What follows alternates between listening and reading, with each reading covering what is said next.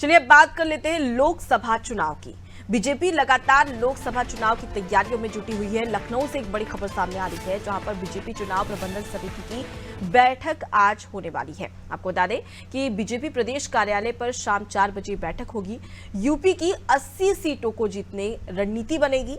मंत्रिमंडल विस्तार के बाद चुनावी बोर्ड में बीजेपी है, जहां प्रदेश का चुनावी चक्रव्यूह भेदने की रणनीति बनेगी। चुनाव प्रबंधन समिति के संयोजक बैठक में मौजूद रहेंगे। सह संयोजक जितिन प्रसाद भी इस बैठक में शामिल होंगे। समिति के सदस्य जेपीएस राठौर भी इस बैठक में मौजूद रहेंगे। उसके साथ ही चुनावी समर में बूथ प्रबंधन, नामांकन सभा पर मंथन भी किया जाएगा। रैलियों, सभाओं और रोड शो की तैयारियों पर भी विचार विमर्श किया जाएगा। कुल मिलाकर लोकसभा चुनाव की तैयारियों को लेकर यह बैठक काफी खास मानी जा रही है। इस बैठक को लेकर और भी ज्यादा जानकारी ले लेते हैं। हमारे साथ में शादाब लगातार जुड़े हुए। शादाब, बीजेपी चुनाव प्रबंधन समिति की आज अहम बैठक और माना जा रहा है कि 24 के रन में जीत का प्रण अब भाजपा ले चुकी है और इसी के तहत अब इसे पूरा करने के लिए हर एक कवायद की जा रही है। ये बैठक चुनावी मायने अगर इसके निकाले जाए तो क्या कुछ होंगे? जी बिल्कुल, देखिए अनुपमा, मैं आपको बता दूं कि जो बैठक होनी है, बैठक में जितने भी लोग अभी चुनाव लड़ना है उनको लेकर भी लिस्ट जारी करनी, क्योंकि इससे पहले एक बैठक हो चुकी है जिसमें कई दिग्गजों के नाम भी कटे थे और कई लोगों को जगह भी मिली है चुनाव लड़ने को लेकर। तो ऐसे में अब जो ये बैठक होनी है उसमें अब ये देखना होगा कि किन किन के नाम आते हैं और किन किन का नाम कटता है, क्योंकि बता दें कि मध्य प्रदेश की बात की जाए, महाराष्ट्र की बात की जाए, बिहार की बात की जाए, तो ऐसे में अब ये होना है कि किसको चुनाव लड़ाना है और किसको चुनाव नहीं लड़ाना है।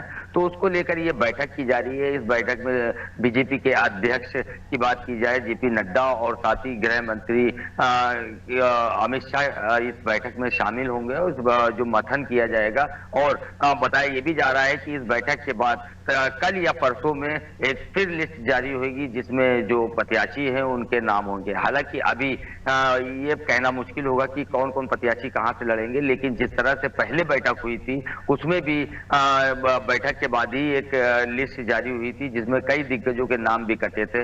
अब जो ये बैठक हो रही है, इस बैठक के बाद ही रणनीति बनाई जाएगी कि किसको चुनाव लड़ाना है और किसको चुनाव नहीं लड़ाना है, वो अब देखना होगा। फिलहाल अब ये बैठक है, बैठक के बाद इसमें मंथन किया जाएगा और रोड शो का भी मंथन है, और साथ ही जो चुनाव कैसे जीता जाए और क्या क्या कमियां नजर आ रही हैं उसको भी पूरा किया जाएगा। और साथ ही आपको ये भी बता दें अनुपमा कि जिस तरह से बीजेपी 2024 के चुनाव के लिए रणनीति बना रही है, तो ऐसे में ये तो तय है कि चुनाव आपकी बीजेपी का जीतना तय है, क्योंकि जिस तरह से ऐसे में देखने वाली बात भी होगी, क्योंकि कांग्रेस भी लगातार जद्दोजहद करती हुई नजर आ रही है। तो कहीं ना कहीं एक कड़ी चुनौती यहाँ पर कहा जा सकता है कि कांग्रेस बीजेपी को दे सकती है। हालांकि बीजेपी पहले स्पष्ट कर चुकी है कि इस बार 370 पार होने वाला है।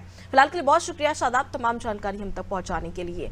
तो देखिए, बीजेपी चुनाव प्रबंधन समिति की बैठक जिसमें रणनीति बनाई जाएगी चुनाव जीतने को लेकर, चाहे वो रोड शो हो, रैलियां हो या सभा हो, उन सभी को लेकर, नामांकन को लेकर मंथन किया जाएगा। चुनावी समर में बूथ प्रबंधन को लेकर मंथन किया जाएगा, विचार विमर्श किया जाएगा। और आपको बता दें कि 195 जो प्रत्याशी है उनकी घोषणा बीजेपी कर चुकी है। पहली लिस्ट आ चुकी है, अब दूसरी लिस्ट भी आने वाली है और इसी को लेकर इस बैठक में मंथन किया जाएगा कि आखिर कौन से प्रत्याशी को उत्तर प्रदेश की कौन सी लोकसभा सीट से उम्मीदवार बनाया जाए और इसके साथ ही साथ जीत की रणनीति क्या रहेगी, क्या स्ट्रेटेजी रहेगी जिस पर काम करेंगे, और पिछली बार क्या कमी रह गई, जहां पर लोकसभा सीटें जिन क्षेत्रों में जहां पर बीजेपी काफी कमजोर है या वो सीटें भाजपा के अलावा अन्य पार्टियों के पास गई है, तो क्या वजह है वहां पर भाजपा के कमजोर होने की और किस प्रकार से मजबूती से भाजपा काम कर सकती है, इसको लेकर भी इस बैठक में रणनीति बनाई जाएगी। यानी कि 2024 के लोकसभा चुनाव को जीतने के लिए